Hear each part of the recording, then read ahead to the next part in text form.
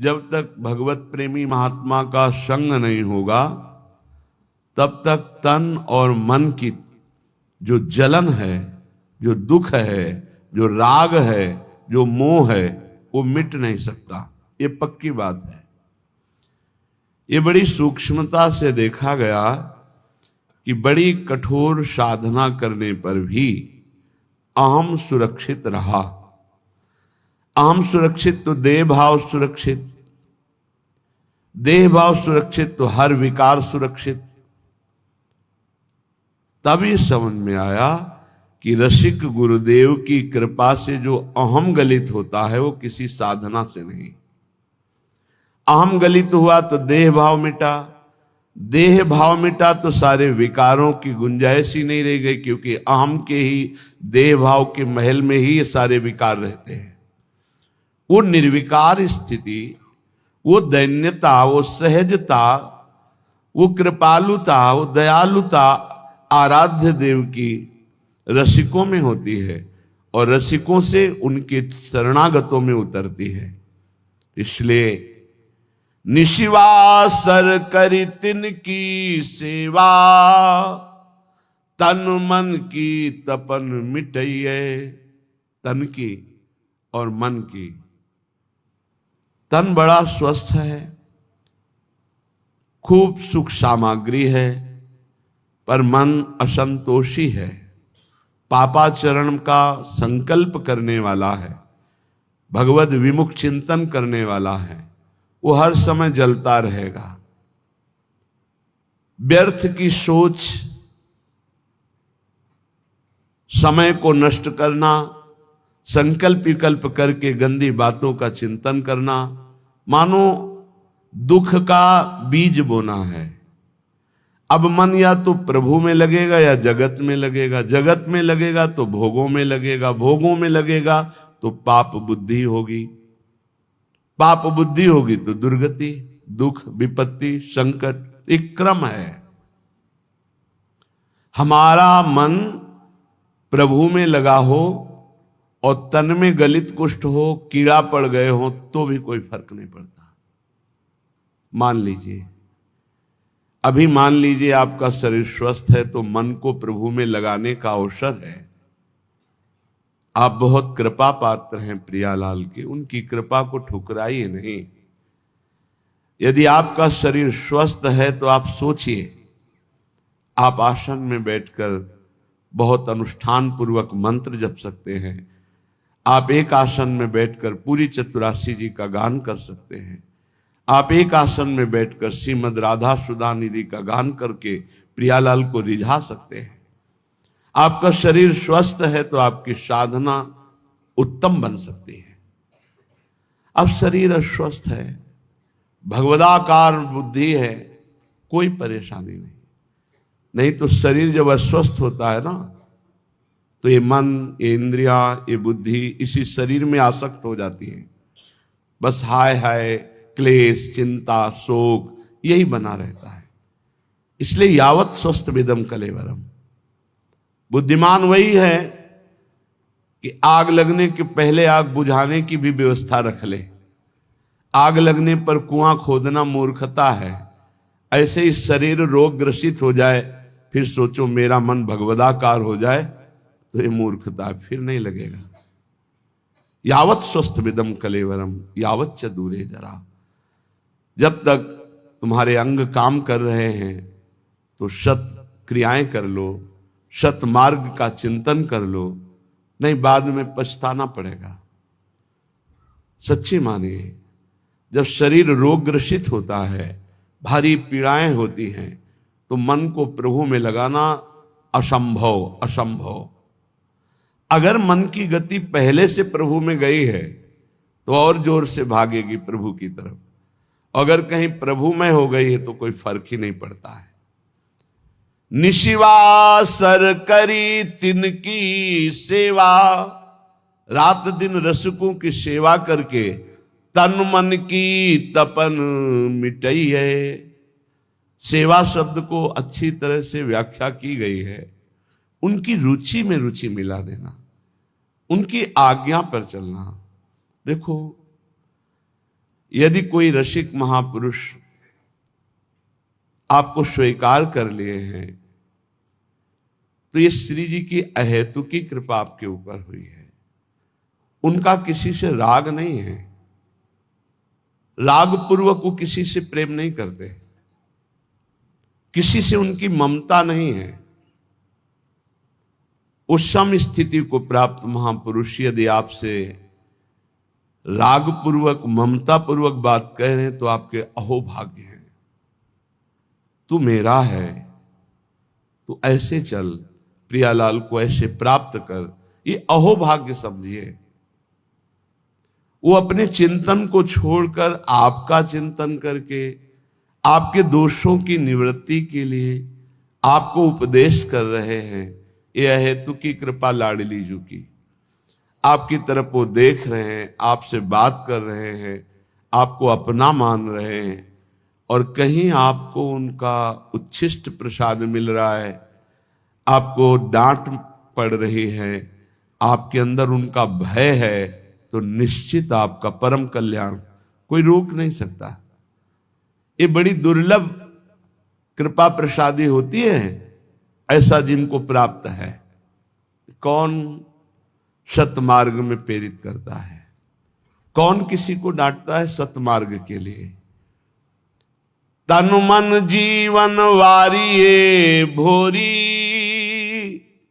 भोरी सखी कह, अगर ऐसे रसिक मिल जाएं तो तन मन दोनों न्योछावर कर दो, उनकी आज्ञा पर चलो। जैसे बेटा स्वस्थ हो, खेल रहा हो, ये देखकर मां को जो सुख मिलता है वो किसी और को सुख नहीं मिलता है, और तो देखकर बस चल देगा, लेकिन सुखानुभूति मां को होती है। ऐसे ही जब कोई परमात्मा प्राप्ति के लिए साधन परायण होता है, हृदय में वो गुरु आज्ञा का पालन अक्षरशः करता है, तो जो गुरुजनों को सुख मिलता है, रसिकों को सुख मिलता है, वो कोई नहीं जान सकता। एक दृष्टि में जीवन का परिवर्तन करने की सामर्थ्य होती है। वो दृष्टि कब प्राप्त होती है? जब वो संपूर्णतया ये जान लेते हैं कि आप उनकी आज्ञा में हैं, आप उनके हैं, आप एक अक्षर भी उनकी आज्ञा का उल्लंघन नहीं करते, तो हृदय में एक आह्लाद होता है। उसी आह्लाद स्थिति में जब श्री जी के सुमिरन में गाढ़ चिंतन में होंगे, उस समय जब आपका चिंतन कर लेंगे तो आप निहाल हो जाओगे, आपके जीवन का परिवर्तन हो जाएगा। रसिक महापुरुषों की कृपा जानते हो कैसे होती? जो एकांत में प्यारे जू की सेवा में होते हैं भाव देह से, और उस समय जिसका चिंतन कर ले बेड़ा पार हो गया। उस समय जिसका चिंतन कर ले, उस समय उसी का चिंतन प्रियाजू देती है, प्रियाजू देती है, जो तन मन प्राण समर्पित करके उनकी आज्ञा में। एक होता है मुंह देखी समर्पण, मुंह देखी समर्पण, सामने हाँ जी करना और पीछे मनमानी करना। और एक होता है जीवन समर्पण, वो देखें ना देखें, बोले ना बोले, माने ना माने अपना, लेकिन हमें उनकी आज्ञा का पालन करना है। ऐसे का स्मरण होता है प्रियालाल की। जब मानसिक सेवा में रसिक महापुरुष होते हैं तब ऐसों का स्मरण, और उस समय जो शीतलता होती है, वही शीतलता आशीष बनकर उस जीव का परम मंगल कर देती है जो उनकी आज्ञा पे चलते हैं। भूरी सखी कह रही, तन मन जीवन वारिये भोरी, आखिन माही बसइये, निशिवासर करी तिनकी सेवा, तन मन की तपन मिटइये। भूरी सखी कहती है, यदि भगवत कृपा से ऐसे रसिकों का संग मिल जाए, तन मन जीवन सब कुछ न्योछावर कर दे उनके ऊपर, अर्थात उनकी आज्ञा पर चले, आखिन माही बसइये। मेरे नेत्र अगर ध्यानस्थ हैं तो गुरुदेव के रसिक गुरुदेव के ध्यान में मगन है। देखो, वो अपने शरीर का राग मिटाने के लिए ऐसा उपदेश करते हैं कि शरीर से राग मत रखो, लेकिन आप ध्यान रखना, इसी शरीर से प्रियालाल का उपदेश हुआ है, इसी शरीर से गुरु मंत्र मिला है, इसी शरीर से आपको सतमार्ग के सिद्धांत मिल रहे हैं, तो ये शरीर आपकी भगवत प्राप्ति कराने की वृत्ति में समर्थ है। ध्यान मूलम गुरु मूर्ति, ना कि गुरु तत्व।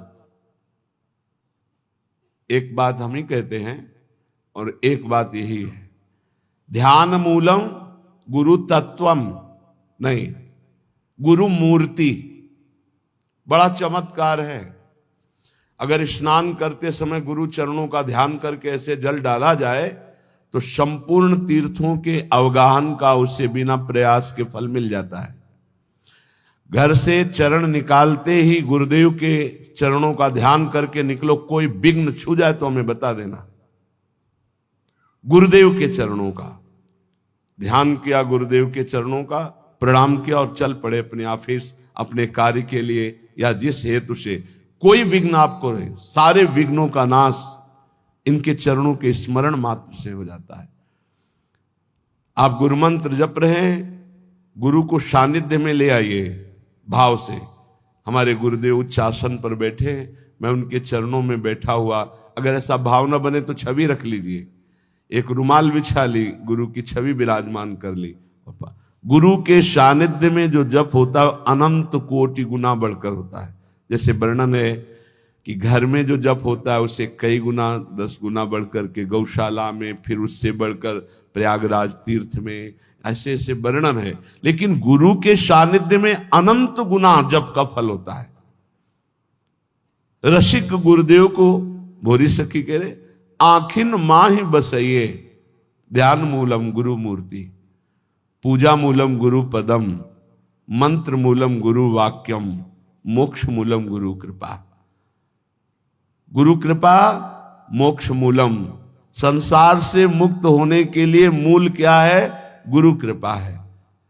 तो रसिक संग बिनु प्रेम न होई, बिना रसिकों के संग के श्री प्रियालाल से प्रेम नहीं होता। बड़े सौभाग्य हैं जब श्री जी कृपा करती हैं तो अपने नाम रूप लीला धाम की स्थापना करने वाले रसिकों का संग प्रदान करती है।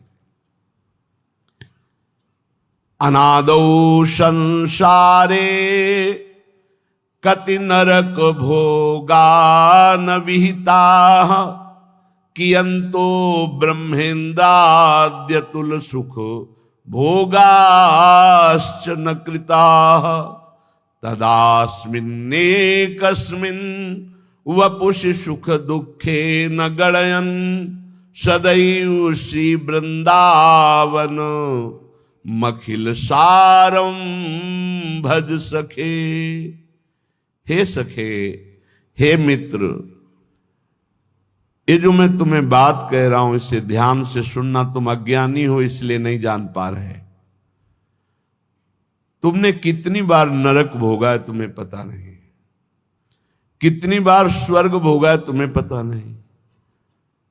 तुम इंद्र भी बन चुके हो, देवता भी बन चुके हो, अतुल सुख भोगे हो संसार के, और बहुत नरक भी भोगे हो। ये सब भोग चुके हो। इन काम क्रोध लोभ ने बड़ा तिरस्कार तुम्हें किया है, बड़ा तिरस्कार। अंदर से देखो, जो काम के गुलाम हैं, अंदर से देखो कैसा ये नचनी नाच नचाता है, कैसा ये तिरस्कार करता है, पागल श्वान की भांति घुमाता है। गोस्वामी तुलसीदास जी ने लिखा है, पद सिर त्राण बजे, जूते पड़ते हैं सिर पे, फिर भी इसको समझ में नहीं आता। ये काम क्रोध लोभ मोह मद मत्सर ये दुर्गति की हुई जीव की है, फिर भी इसको समझ में नहीं आता। सिर पद त्राण बजे, हरिजु मेरो मन हठ न तजे। इन भोगों ने कितना तुम्हारा अपमान किया, तो स्वतंत्र विनाशी कितना परास्त हो गया। कामी पुरुष चरणों में झुकता है सिर्फ काम संयोग के लिए, कसम खाता है कि आपके सिवा मैं किसी से, क्या क्या दैन्यता। अगर ऐसी दैन्यता गुरुदेव से कर देता तो परब्रह्म की प्राप्ति हो जाती। आप बोलो, आप कहो तो अभी प्राण त्याग दे, आप बोलो अभी प्राण त्याग दें, त्याग देते हैं। क्या क्या इस काम ने नचनी नाच नचा रखा है त्रिभुवन में। श्रीपाद कह रहे बहुत धैर्य पूर्वक, हे सखे, हे प्रिय मित्र, तुम्हें नहीं दिखाई दे रहा, मुझे दिखाई दे रहा है, क्योंकि त्रिकालज्ञ है, तीनों कालों का ज्ञान है। कह रहे तुमने कितने नरक भोगे तुम्हें पता नहीं। जैसे मां के गर्भ में रहे तो क्या पता हमें कैसा कष्ट था, कोई याद नहीं है। ऐसे कितनी बार तुम स्वर्ग गए तुम्हें पता नहीं। अर्थात स्वर्गिक सुख, नारकिक दुख, इनको तुम बहुत भोगे हो। इन काम क्रोध आदि दुश्मनों ने कितना तुम्हारा तिरस्कार किया। धिक्कार है, धिक्कार है। बहुत बहुत विचित्र दशा है। महाराज पुररवा का वैराग्य एकादश स्कंद में लिखा हुआ पढ़ना चाहिए। और महाभारत में हमने पढ़ा पुररवा जी की दशा, पागलों जैसे उर्वशी के प्यार में डूब। ऐसी स्थिति के प्राण निकल जाएंगे जब उर्वशी अंतर ध्यान हो गई। पागलों जैसी चक्रवर्ती सम्राट महाराज पुररवा, बस जैसे कोई विरही, हा प्रियालाल, हा प्रियालाल, ऐसी दशा। ये दशा देखकर देवी उर्वशी पुनः प्रकट हुई। जे भी प्रकट हुई तो जैसे मृत को कोई संजीवनी पिला दे, ऐसे हा उर्वशी, उर्वशी का बस आप जानते हो मैं किसी की नहीं होती। मैं केवल पुण्यात्मा के पुण्यों का भोग प्रदान करने के लिए जाती हूं।